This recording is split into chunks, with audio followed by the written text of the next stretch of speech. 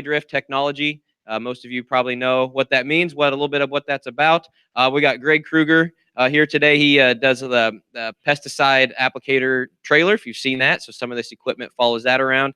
He works out the West Central Research and Extension Center. They have a really cool wind tunnel where they test a lot of drift out of different nozzles, products, mixes, things like that. So I've been out there. So it's pretty cool. If you ever go west and want to stop at the center, it's an old hog barn, I think, is what they turned into their place where they have the spray drift. So it doesn't smell like hogs anymore, but they have a real big motor that blows air. So it's pretty cool. He'll probably tell you a little bit more about that. So with that, again, thanks for coming. I'll go ahead and kick it over to Greg. All right, good morning. Good morning. I got a few of you awake. Daryl and Scott, I probably should apologize to you guys. I see you draw the short straw and sponsored the day I'm on, but we do appreciate you guys' support of Nebraska Extension. Most of you have probably heard me talk before, so I'm not going to go into a deep background. If you haven't, I'd be happy to kind of give you a little bit about me at the break or at the end of the day, but I do want to just take a second to recognize the folks that are involved in my crew and what they do. If I can get this thing to work.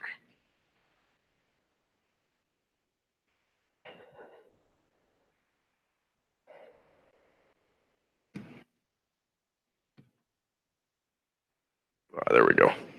So I always start out these presentations the same way, and it's really about giving credit where credit's due. I get the opportunity to talk with you guys today, but it's really the folks in my group that do all the good work. So if you've got complaints about today, I guess I'm the guy to blame, but if you see a lot of good things, it's because of the hard work they've done. Now, in front of you, before those of you online, I'm going to apologize. I'm probably the biggest roamer that I know when giving talks. I have a hard time standing still at home, let alone when I'm up in front of a group. But for my folks here in the room, you should have a couple different things in front of you. You should have a box of nozzles. Those are mine, so when you get done with them, please leave those behind. And there's a clicker, and that's also mine. Please leave that behind. The nozzles are kind of organized. People have jumbled them around a little bit, so if it's not in the right compartment, I apologize. But try to put the nozzles back in the same compartments you pull them out of throughout the morning, so that when we use these again next time, people can find the nozzles we're talking about. If you break it, you buy it. If you break my clickers, I'll take that out, and fingers. So take good care of those. No, I'm just joking, but. In all seriousness, appreciate you having me on this morning. For a lot of you, this will be a very course review. For some of you, it may be new. I know I've got a wide variety of folks in the room, so if I'm going too fast for some of you, slow me down. If it's too slow, let me know. We can speed up. Now, we planned a lot of hands-on stuff, and unfortunately, they told me that this is being streamed out, so I tried to pare some of that out. Then the weather set in, and we decided not to drag the trailer out because we were afraid of trying to haul a 24-foot trailer back, and the storm coming in this afternoon, so we threw some of the stuff on the back of the truck, and we've pared that down even farther because the spray tables we had on the back of the truck, we accidentally forgot to grab the pressure gauges for. So this will be a little bit more PowerPoint based, so my folks online, that's probably a good deal. For you guys, I'll have to make that up at a future date. Now, like Tyler said, we do a lot of pesticide application work. He mentioned that we are in an old hog shop. It was lovingly named the Pig Palace when we moved in 9 years ago, and we've tried to work hard to get away from that. But we do a lot of work trying to understand how pesticide applications work, and not just the drift piece that we're going to talk about today, but also how do we maximize the efficacy that we get out of those pesticide applications. And if I have time at the end, I'll briefly touch on that. And part of the reason that the efficacy is so important is really what you see in this slide. So I've got 8 pictures kind of around the periphery of this slide. And these 8 pictures all have one thing in common. Who knows what those 8 pictures have in common? weeds way too big. The weeds are big, so somebody missed the timing, right? I heard, Dave, I heard you whispering. Resistance, and more specifically, what type of resistance? These are all glyphosate-resistant weeds we have in Nebraska, okay? When I started, we had 2 of these. This one up in the top right-hand corner was the #1 weed problem that we had in the state of Nebraska when I moved here in row crop. Does anybody know what that is? Roundup Ready volunteer corn. The times have changed over the last 9 years that I've been here. The other one that we had is the one down here in the bottom left. That one's a little harder to see. If you can't make that out, what that is horseweed or mare's tail. Those 2 predate me. Now, we always talk about the impact at the university. The impact that I've had is that at my time at Nebraska, we've identified glyphosate-resistant kochia, Palmer amaranth, giant ragweed, common ragweed, and water hemp. So I guess I'm not very effective at my job because we keep getting more show up. Now, throughout this morning, I've got a few questions at the beginning, just to give me a little bit of feel for what you guys do, how you do things, and then at the end, I've got an exam if we have time. Like all good professors, they like to have exams, so I've got an exam at the end if we have time. Now, if you will, go ahead and take your remote, and there's a little power button on the right-hand side. It's orange. If you hold that in, it should come on. It should give you a message. Once you do that, it should come up. You should be able to answer the question. Now, shortly after you answer the question, you'll see a little check mark. That check mark will disappear and your answer will remain. As long as I've got this open, you should be able to change your answer. But go ahead and just test it out and let me know if your clicker's not working. So everybody's working okay?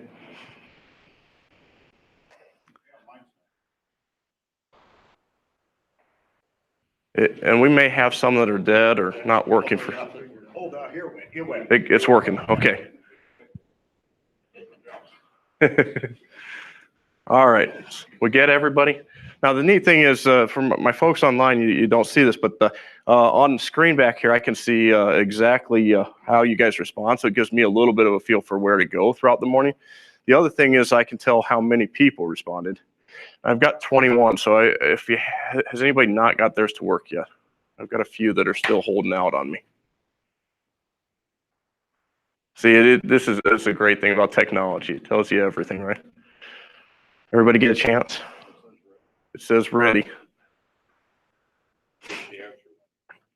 Now, this is interesting. Unfortunately, I can't. Actually, I can show you guys this. Let me do this.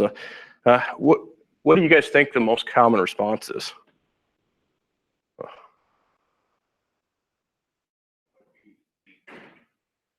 This was interesting. There you go. So C, 2. So at least it looks like most of you are using 2 or more nozzles, which is good. Why do you use more than one? Application rates, okay. Different products, different labels. Different labels have different requirements. Terrain, different terrain. Weather, so we may want to put out different droplet sizes or things like that due to weather. Good. So at the end of the day, one of the key take-homes I want you guys to leave here with is there's not one right nozzle for all applications. All right, now it's doing it to me again. Okay, let's go to the next one. This one just gives me a little bit of a feel for the demographics. Do I have anybody in here that does not make pesticide applications at all? Okay. If I go too fast on some things, slow me down, okay? I'm happy to take interruptions all morning long. So do we have to clear this? You shouldn't have to do anything different. You should just be able to hit the next answer.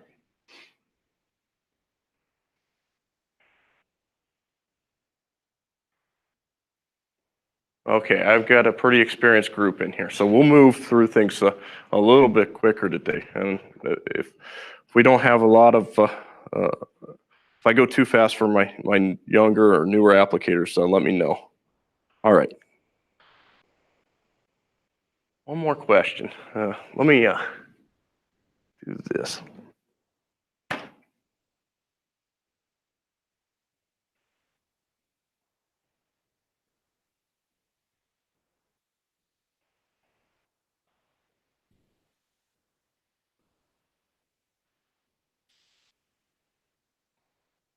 You get everyone? What do you guys think here?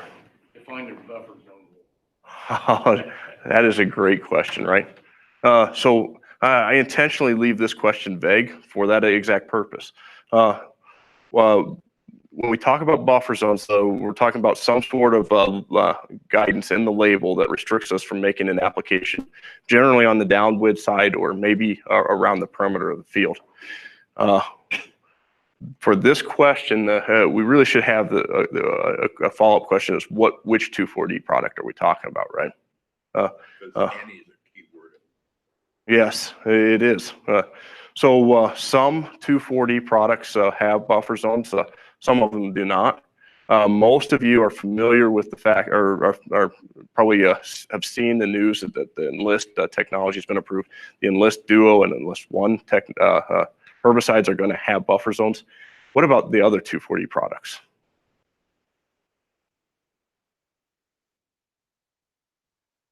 Are there buffer zones associated with those?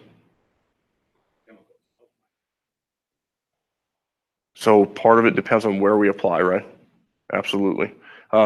Did you know that some 2,4-D products have as much as a 600-foot buffer zone depending on where we're making the application?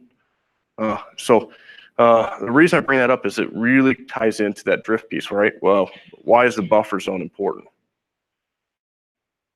from a drift standpoint? It gives us a place where those droplets can land without damaging a sensitive area or sensitive crop, right? Very good. Oh, no, it's done it again to me.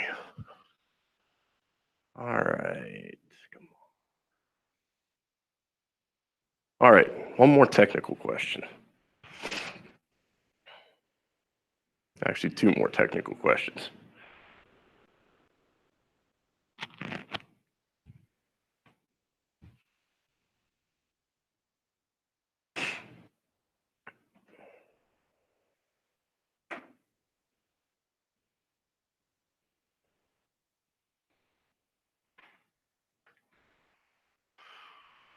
Did we get everyone?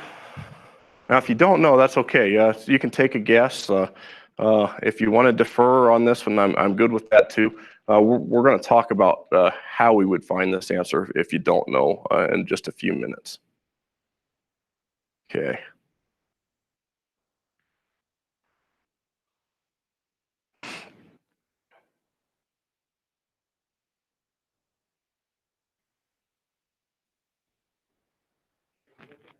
Absolutely. Use those resources if you'd like. I'll leave it open for about 30 more seconds or 40 seconds.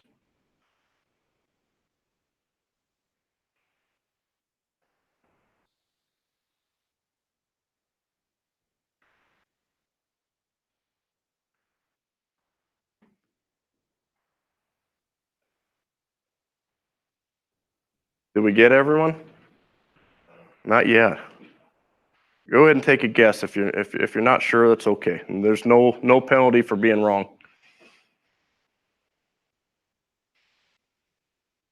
All right, good. And okay, let's go. Before we do this, I'm going to cover it again, but anybody know which one this is? It's a TTI. That's exactly what it is. So this is if you answered A, that was the correct answer. How about this one? Now, if you're sitting there thinking about it, let's go through by process of elimination. This is a red nozzle. So if I look in my catalog, I'm going to see the red nozzles are 04 nozzles, right? So that's That tells me something. The red nozzles, the 04 nozzles, are 0.4 of a gallon per minute. And we'll cover this again in a minute, a little bit later, but 0.4 of a gallon per minute at 40 psi. Right? So I should get 0.4 gallon per minute at 40 psi. What does the question ask me? 60. So if I get 0.4 of a gallon per minute at 40 psi, can it be the same at 60? No. So B is wrong, right? Now, if I increase the pressure, can it go down? Shouldn't. If it does, Dave, we got a problem. So we can eliminate A. So it's got to be C or D or E, right? Now, there is a way to know, right? Though that information's in the catalog. These relationships are well described. So E is not correct. It's got to be C or D just by process of elimination. Now, if I've got 0.4 of a gallon per minute at 40 psi, at 60 psi, can I get 4 gallons per minute? That's not reasonable, right? So just by process of elimination, it should come to D on this one. All right, now I'm going to change, this next few slides are ones I borrowed from a colleague of mine, a mentor of mine from Purdue, Dr. Fred Whitford. And I want to talk just real briefly for the next 15 minutes or so about sprayer calibration, okay? And again, if you guys have heard me talk before, you may have heard bits and pieces of this. But the calibration part becomes really important for drift management, because if I don't get what goes into the tank right, I can't fix what comes out of the tank, right? And so these are two kind of real world examples that we saw. The first one was a sprayer that was, it was marked to 1,000 gallons, okay? And when they filled that sprayer up to the 1,000-gallon mark, they ended up measuring it off, and they put 950 gallon in there. Is that a problem? Why is that a problem? The concentration's different, right? If I put 1,000, let's say, okay, Dave, you look like you've had a math class or two. Uh-oh. If I got a 1,000-gallon tank and I'm spraying 10 gallon per acre, how many acres am I going to cover? 100 acres, right? So I put 100 acres of product in and 950 gallons of water. And I spray out 10 gallon per acre. How many acres did I cover? 95 acres. But I put 100 acres of product on 95 acres. What have I done? I've put too much per acre on. Is that a problem? Oh, yes. So when you look at your graduated cylinders that you're measuring this stuff in, plus or minus 10 or 15%, that's less than what that is. Give me. I'm going to come back to that exact point, Scott. That is a very good point. When we come back and we talk about air, that's a really, really important point. And I'm going to come back and hit on that one in just a minute. Is putting too much on per acre a problem? Could be. Could be. In this case, we've got 5%, right? Shouldn't be it shouldn't be too much. We're probably not going to see too much crop injury if we get an extra 5% on. Kind of depends on the product and the situation, right? The environment. Probably not. What about 5% from a cost standpoint? Is that important? Is 5% about the margin in a lot of our applications? Probably. So something we need to pay attention to. The second case here, we had 750 gallon. When they loaded that up to 750, they actually put 875 gallon on. Kind of like what Dave said, if we're spraying, again, 10 gallon per acre, here we're going to cover 75 acres. But we put enough water in to cover 87 and a half. When we get done, what have we done? We haven't put enough on. Now, is that a problem? I've saved money, right? Might not be quite as effective, right? That goes right back to that first slide we had where we start to see resistance creep in, right? If I don't deliver an effective dose, suddenly I've got a problem. So keep that in mind. I'll tell you, we presented this at one of the soybean management field days a few years ago, and we had a guy come up to us and he said his sprayer was marked off 350 gallons off. How big was the sprayer? It was a 1,600 gallon tank and it was 350 gallons off.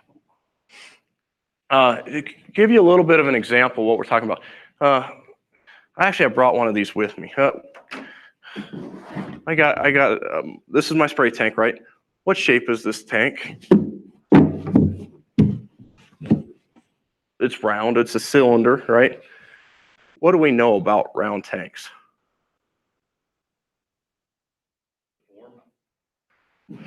Okay, so Tyler, you've got nice young eyes and you're sitting close. I've marked this off. This is 10, 15, 20, 25, and 30 gallon. This tank doesn't work very good anymore, okay? This was from a research study. We found out hot exhaust pipes can burn holes in plastic tanks. We're done with that study now, okay? So we use this travels around with us now. What do you notice about the markings on these? They're evenly spaced. Is that a problem? What shape is my tank? It's round. Why is a round tank with evenly spaced markings a problem? The only accurate mark is going to be in the middle. The only accurate mark is in the middle and the full mark and the empty mark, right? What happens if I get somewhere in between? The volume, the distance it takes to get an equal amount of volume has to change on a round tank, right? What do you notice about this round tank? This is interesting. They're evenly marked, right? It's quite interesting, actually. How many of you guys drive green paint? This is a green paint problem, right? You don't drive green paint, Martin? Red? Okay, good. I'm glad you drive red paint. This is red paint. Equally marked. And it's like they got up to about here and they realized they had a problem and they got really big. I asked one of our equipment manufacturers why they did this. And you know what the answer I got was? Why would you mark these evenly spaced across here? You know what their answer was? You're on the right track, Dave. You know what he told me? He said it looks good. I'm going to tell you guys, we're not worried about looking good today. We want to get it right. How do I get it right? Measure the volume going in, mark the tank myself, right? Very good. Okay, so first thing, we got to get the tank measured off correctly. Now, next thing, to Scott's point, what else do we have to do? We have to measure what goes, the other products that go in the tank, right? In these two containers, we have 3 ounces of salt and 3 ounces of salt. Are they the same?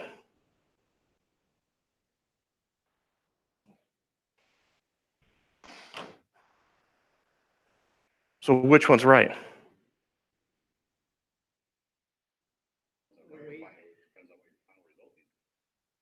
My final result needs to be correct. But if it's in dry or liquid. Does salt come in a dry or a liquid?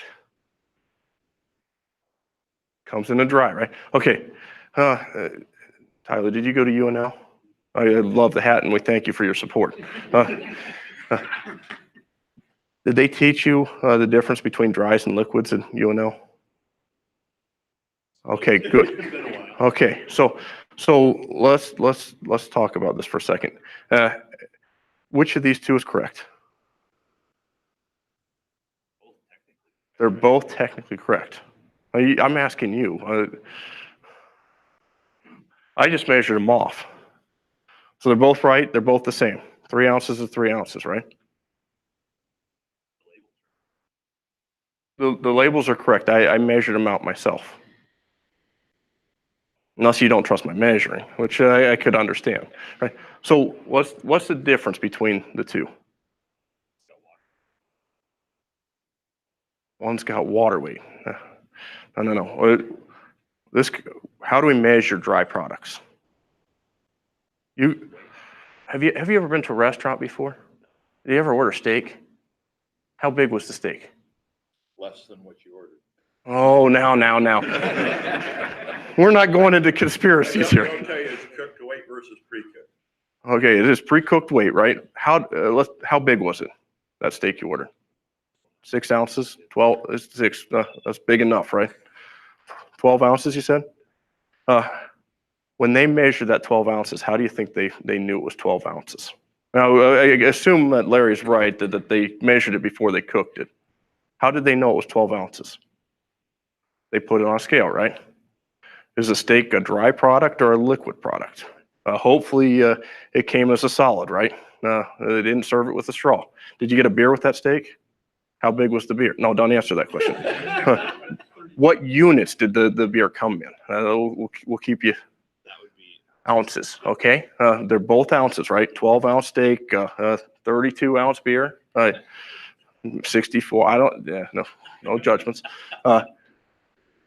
When they measured out your 16-ounce beer, how did they know it was 16 ounces? It's a fluid ounce. How? Say that word again. Volume. How do we measure liquids? Volume. Okay, so this goes back to what Scott was talking about, right? I put on the center of these tables, so these little cups. On those cups, you'll see some markings, and there's one on each of the 4 tables. What are those cups for? Okay, measuring, in this case, apogee. This one was Zidua, and the one in the back was Parmesan. Okay, now, if we use those cups, we use those to measure out a product, right? Okay, so I'm gonna scoot forward here. On the side, you should see something that says plus or minus, right? Yours is 15%. What does yours say, Barry? In the fine print there. Plus or minus 15%. Now, Scott, the one you have, what does the fine print say? There's no fine print on that. Well, that really ruins the example, doesn't it? What does yours say? If we read the scale, yours is showing ounces. Yours is showing ounces. What is yours showing, Terry? Fluid ounces. Okay, so if I've got these 4 cups, which one of these is going to give me the correct answer every time?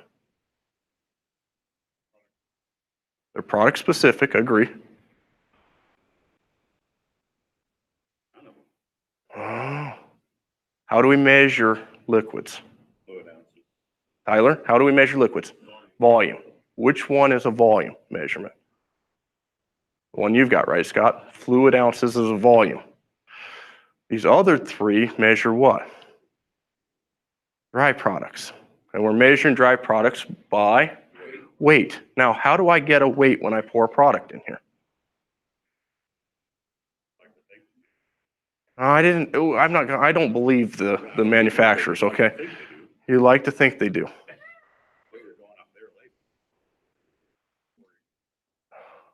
They're supposed to. No, you're going to get me down a rabbit trail I don't want to go down today. Okay.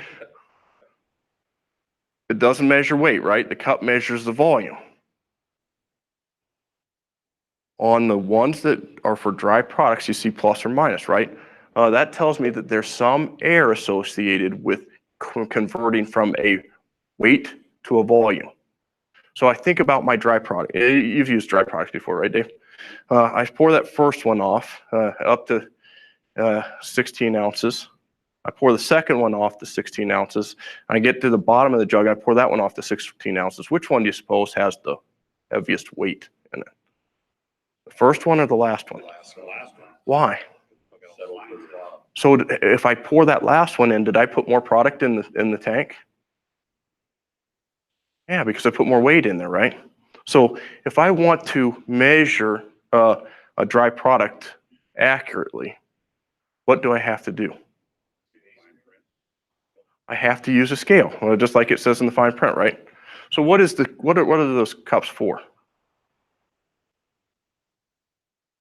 Yeah, there you go.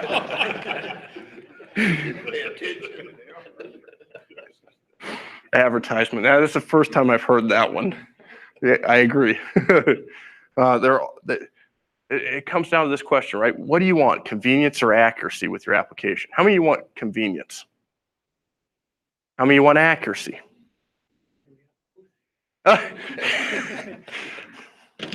See, I asked that same question a long time ago in a different regard, Dave. And when my wife told me it was her or the girlfriend, both was not on the table.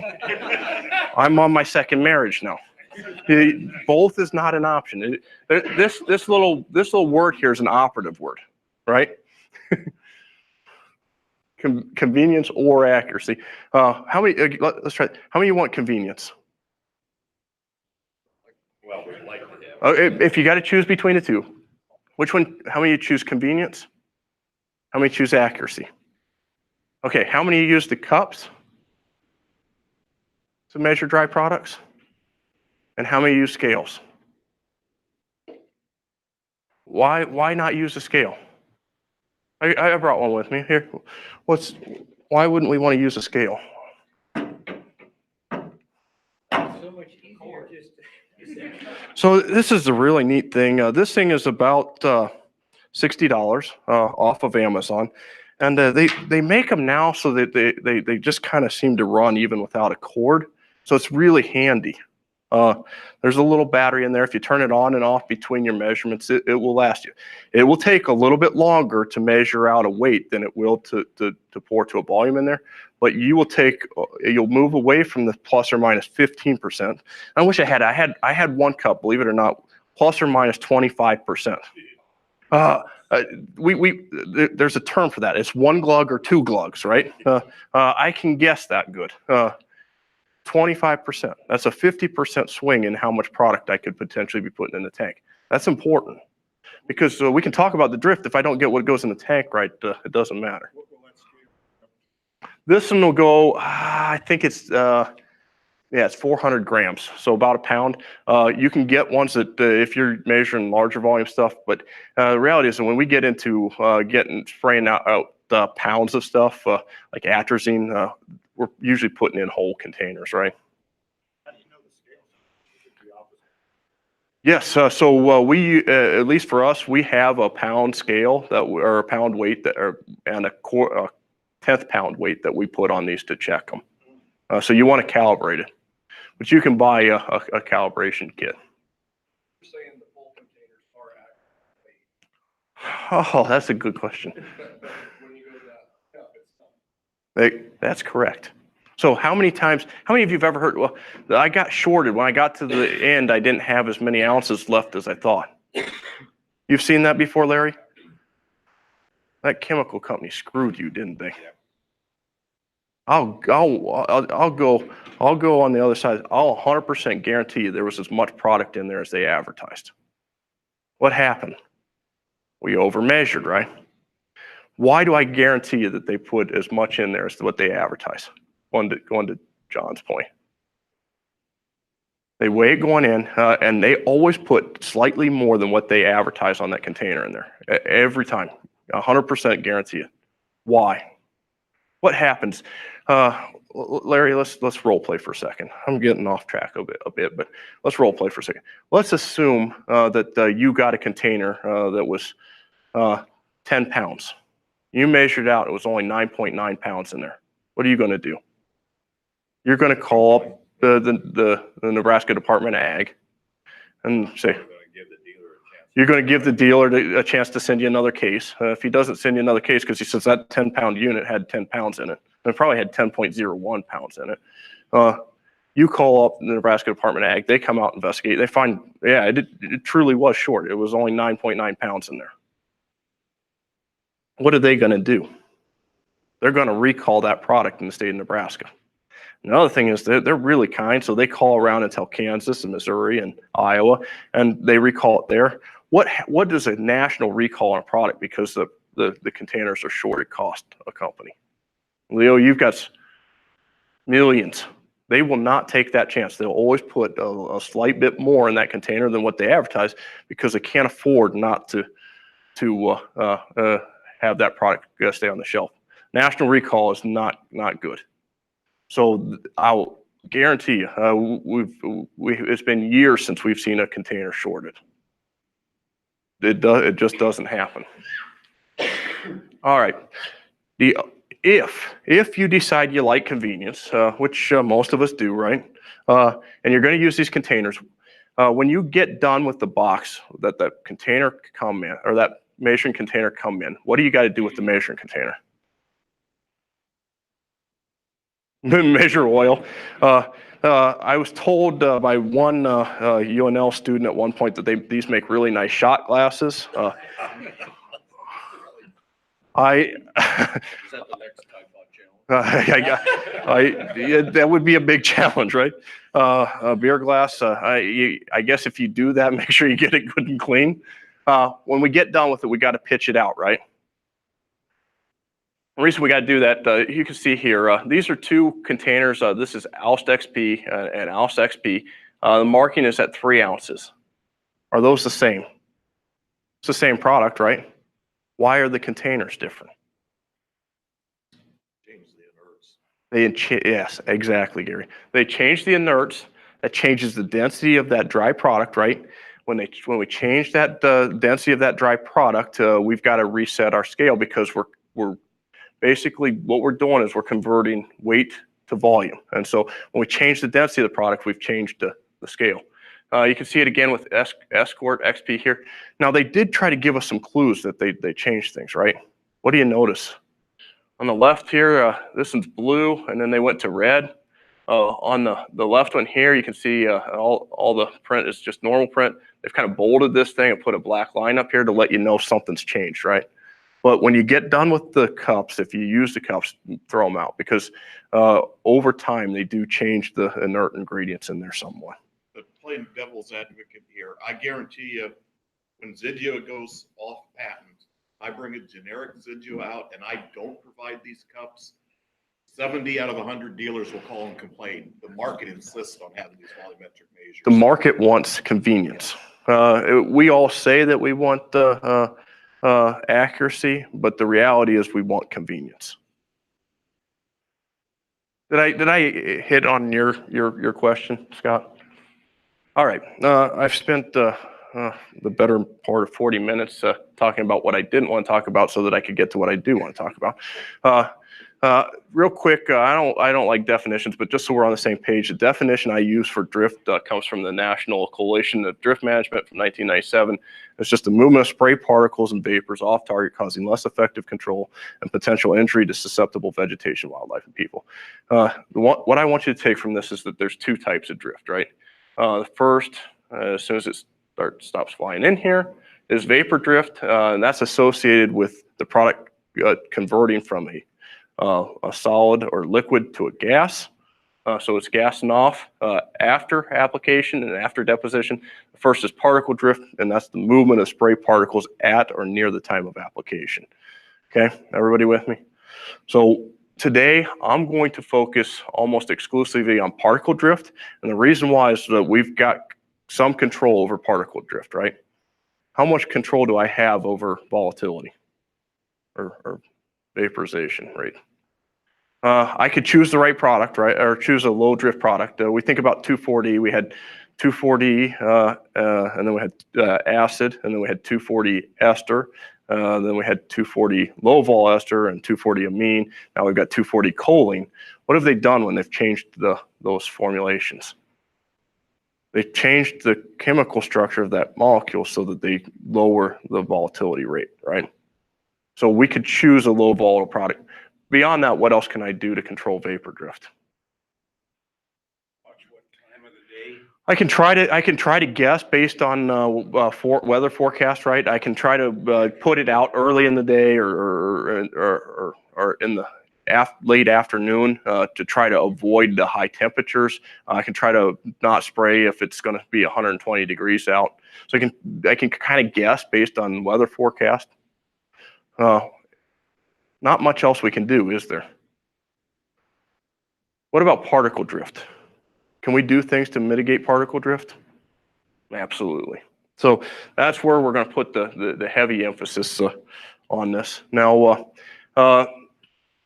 this is a quote from a colleague of mine at the University of Tennessee, and he said it went miles. I think he was referring to volatility, but I will tell you that particle drift will do the same thing, and we can get into that. I'm not going to talk about dicamba today, but understand that when we make applications, particles can move a long ways. Okay, many of you have probably seen this before. I'm going to go through this part really quickly. There's four, in my mind, major factors for reducing particle drift. First one, by far and away, anybody that gives a drift talk should start here, is wind speed and wind direction. Now, can I control the wind speed? No. What's the best wind speed to make an application in? Depends on the label, about 3. Yeah, so we want to be above 3. Why would we not want to be below 3? Yeah, below 3 mile an hour is indicative of a temperature inversion, right? A lot of times when we get below 3, there's temperature. Can I have wind speeds below 3 mile an hour and not have an inversion? Sure. Not common, but it does happen occasionally. This is a meta-analysis from Mississippi State. Basically what they did is they pulled all the drift data together and analyzed it to determine what the major factors for drift are. They found a 700% increase at 90 feet downwind in the amount of drift when the wind speed doubles.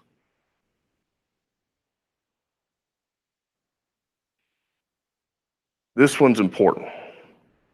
Now I've got no control over it other than kind of like the volatility piece, watch the conditions. If you spray when it's too windy and it drifts, I can't help you fix that though. Where should I measure wind speed, guys, when I measure the wind? The boom height, good. Why the boom height? That's where the particles are being released, right? If I go out and stick my wind meter, I brought one. Guys, wind meters are cheap. This I bought for $60. This is a weather flow. You can buy a simple. This one plugs into a smartphone and you can log it.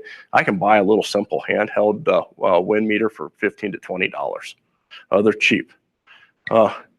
If I take this little wind meter and I stand outside the cab of my tractor and I do this and measure the wind speed, what's going to happen? I'm going to overestimate, right? The farther I get up in the atmosphere, the higher the winds get. Have any of you guys been on an airplane where they actually show you what the weather conditions are for the flight? They've got the temperature and they've got the wind speed and your elevation. What happens when we get up to 5,000 feet, 10,000 feet? It's really moving. The winds are really high, right? What happens when we get really close to the ground? Why does the wind slow down there? Drag, right? We have grass growing, that slows that wind down. We have a tree line, that's going to slow the wind down.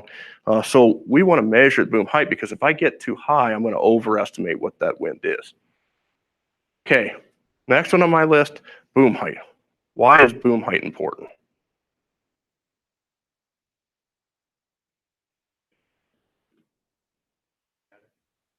Coverage pattern, on target. Why on target? What happens as I get higher and higher? The overlap of the nozzle pattern.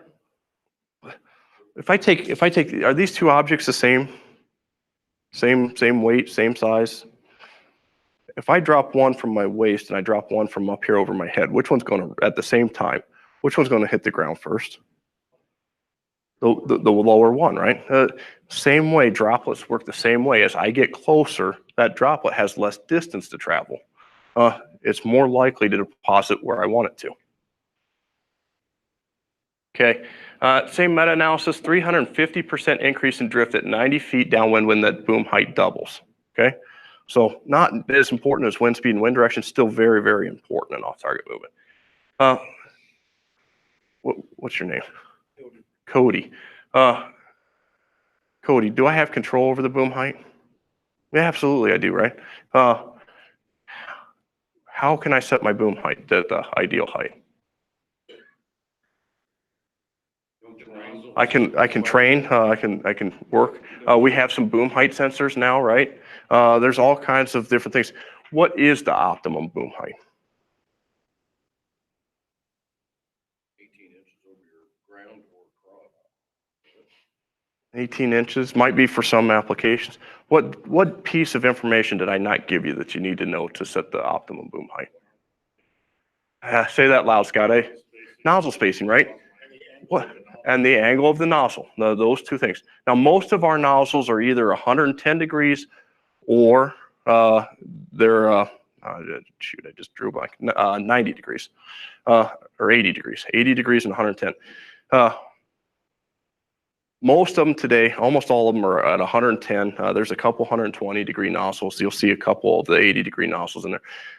Let's assume I've got a 110 degree nozzle space or fan angle, and I've got a 20-inch nozzle spacing. Roughly what boom height do I need to be? Okay, very good. So I use a very, very simple rule. For a 110 degree nozzle, I'm 1 inch for every 1 inch spacing. So if I'm on 20-inch nozzle spacing, I'm 20 inches. If I'm on 15-inch nozzle spacing, what am I, Cody? 15 inches. Larry, if I get 30-inch nozzle spacing, what do I need to be?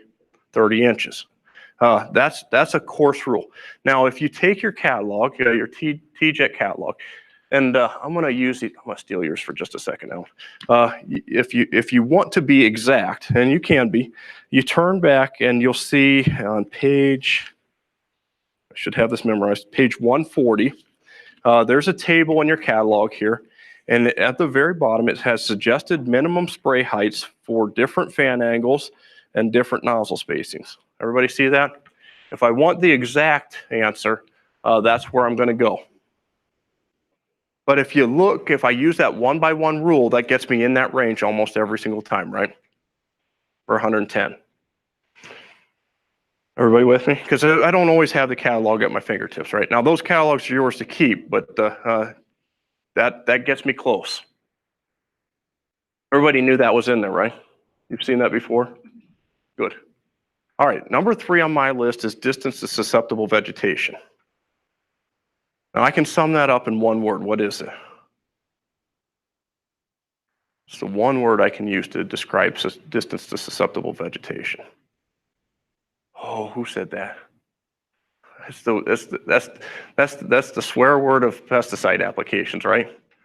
Buffer. Why are buffers important? We go and look at this meta-analysis. When you double the distance of the buffer, we get an 80% decrease in drift at 200 feet downwind. So we double that distance. Now, that's a rough guide.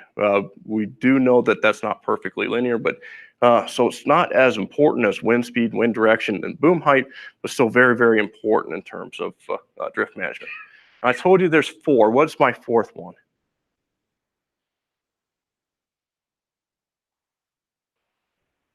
Nozzle.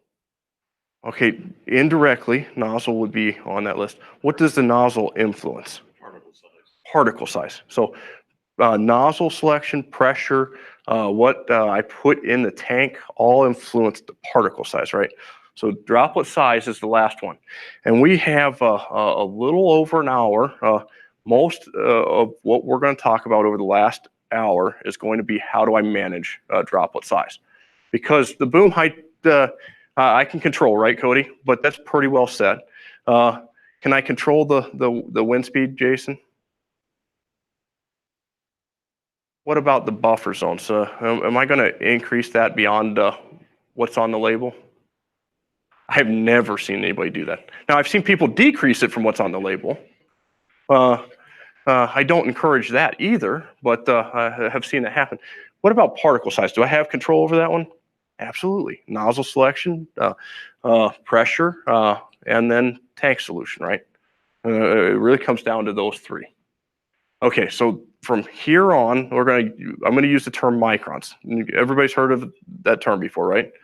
What is a micron? Yep, a small unit of measure. Okay, yep.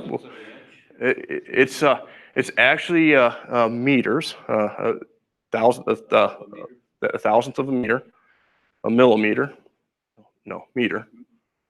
Oh, 1/millionth of a meter. Yeah, 1,000th of a millimeter. Yeah, or 1/millionth of a meter. Yeah.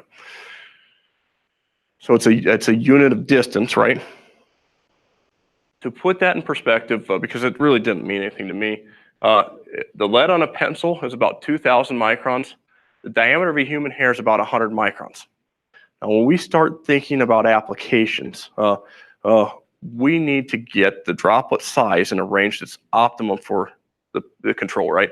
When I think about that for fungicides and insecticides, most of my fungicides and insecticides, I'm going to be in the range of about 75 or 100 microns up to about 300 microns in size. And that's the average droplet size, or what we call the VMD. For herbicides, it's going to somewhat depend on whether we're dealing with contacts or systemics. Contacts, we need to be smaller than systemics.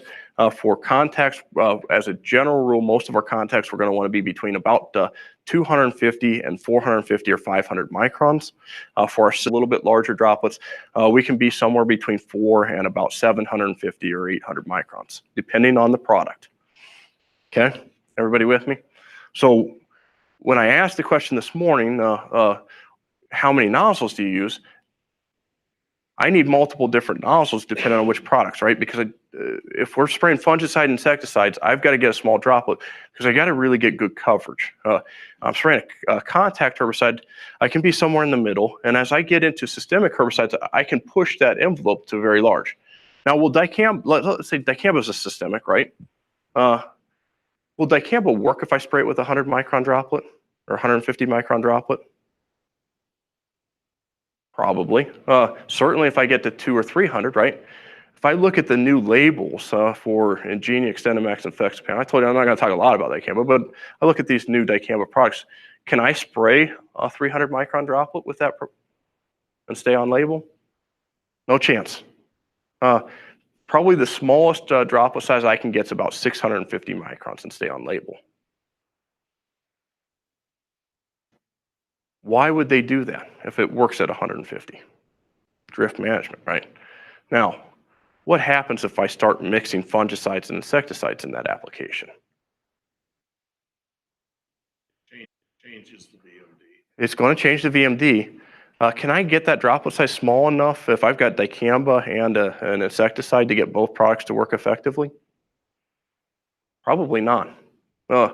And that, I know for some of you, is not good news, but the reality is that in a lot of cases, where we're going in the future is we're going to have to split those applications out so that we get the products to work effectively in both cases. Okay, so the way we measure droplet size, how many of you guys, I know a few of you have been out to the lab before. How many of you guys have been in my lab? Okay. So you guys can hold my feet to the fire. I'll try not to exaggerate too much at this point. This is our low-speed wind tunnel. We use this to measure droplet size for ground applications. And basically what we do is we use a laser to measure droplet size. And what it does is it kicks back a distribution curve. And why do we get a distribution curve instead of just a single number? We get something, I'm going to fast forward here. My students laugh every time they see this because they see me standing in front of the computer running the wind tunnel, and they know I don't have any idea how to use that equipment.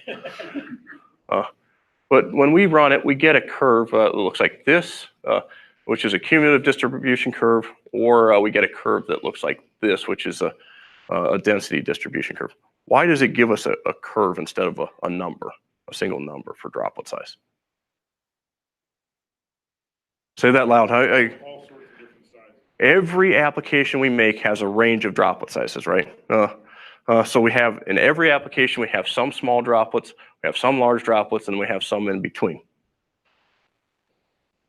That's important because the fraction under this tail are the fines, right? Those are the small droplets. Why are we worried about that fraction? Drift. And we have a fraction over here under the right tail. These are the big droplets. Why am I worried about those?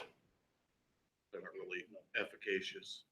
They're not efficacious, right? We get the droplet size too big, it may not work. So I really am interested in how much is there in this center, right? Makes sense to everyone? So I'm going to look at this, I'm going to look at this, and then I'm going to look at this part. Now, from a drift management standpoint, and that's where we're going today, I'm just going to talk about this part, this left tail. These are the fines. For this example, I've used 150 microns. Now, you will see in some talks, people focus in on 150 microns. Some people will focus in on 100 microns. Some people will use 105. What size of a droplet is driftable?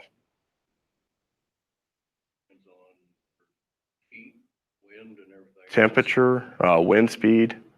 How many of you guys have drove through a rainstorm when the wind was blowing? We get those really big rain droplets. Are they coming straight down when the wind's blowing really hard? No, they're moving off to the side too, right? So if I spray on a really windy day, can I get big droplets to move? Absolutely. It's the same concept, right? We get really big droplets. We can get big droplets to move. Can I get really small droplets? If I've got a 150 micron droplet, can I get that to deposit in the field? If the conditions are right, absolutely. So that 150 is really just a metric or a placeholder for what the drift potential might be, okay? And we look at relative comparisons. So in this case here, we've got an XR 110 025 at 60 PSI. What does that mean? What is an XR? Extended range, flat fan nozzle, right? How do I know that? I want to take your book for just a second, Gary. I should have set a catalog up here. If I open up my TJET catalog, page 12, you'll find the XR nozzles.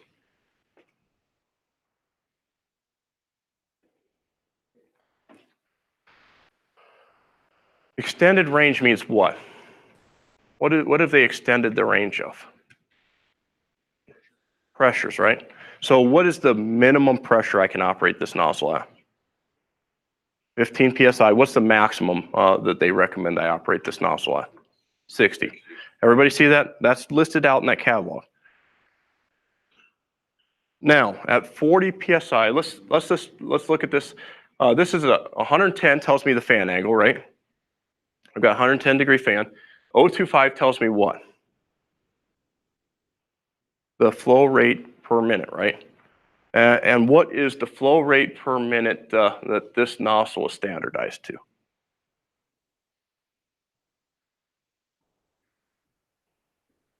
.25 gallon per minute at 40 PSI. Almost all of our nozzles are rated at 40 PSI, okay? So what this tells me, I'm gonna get at 40 PSI, I'm gonna get 0.25 gallon per minute. Now I operated this at 60 PSI. What should the flow rate have been for this nozzle at 60 PSI? Everybody see that in the catalog? So if I go down, the 025 is that light purple box, and I'm gonna go down to 60 PSI, and I'm gonna take that across to that fourth column where it says capacity and one nozzle in gallons per minute. And what does it say? 0.31 gallon per minute at 60 PSI. Everybody see that? There's a lot of really useful information in that table, right? What else do I know about this application? What kind of droplet size will I get if I operate the XR 110 025 at 60 PSI? Fine spray droplet, right? Everybody understand how we use that catalog to get that information? Did everybody see it? Did you guys find it? So it never really tells you micron size. It Fine. It never tells me the micron size, does it? Why would they do that?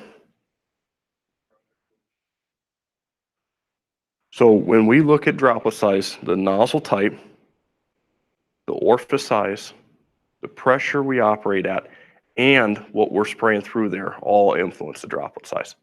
So it won't tell you the droplet size because if I put Roundup in there, I'm gonna get a different droplet size than if I put the atrazine in there. And I'm gonna get a different droplet size there than if I put let's say DRA, drift reducing adjuvant in there. As we change the liquid physical properties, density, viscosity, surface tension, that changes the droplet size that comes out of that nozzle. What spray solution do they use to make these catalogs? Water, okay? Now, it's okay. It gives me a course evaluation of where I'm at, right? If I put something in the tank, what do I got to make sure I'm doing? It's in order to make sure that things aren't getting worse than what I think they are from the catalog. How do I know that I'm not having a major drift problem, beyond what the catalog would suggest I might have.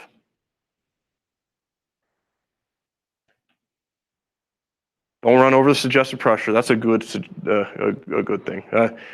You will see, in fact, and we'll get to this right after break, you'll see on some labels it says do not exceed the nozzle manufacturer's recommended pressures for the nozzle you're using. That's really good advice.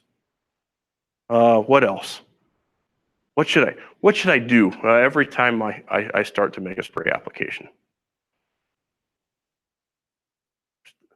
So there's two things for drift management that I recommend every applicator do. The first one is I got to look around the field and understand what's around me, what sensitive areas might be around me. The second one really comes to what we're talking about here. What should I do? I need to look at my spray pattern. The equipment's fantastic, right? If I get a nozzle plug, the sensors will start buzzing at me. It'll on these new machines. But what I never see is how good is that spray pattern. Now, if I've got a spray pattern and I've got drift problems, can I see that? Can I see drift? Depends on how bad it is, right? As an example, and I know none of you guys have ever done this, but you've probably seen somebody do this. You're driving down the road and you see this kind of cloud rolling behind that sprayer. What is that cloud? Drift. I had one guy tell me dust. There's probably some dust in there too, but it's drift, okay?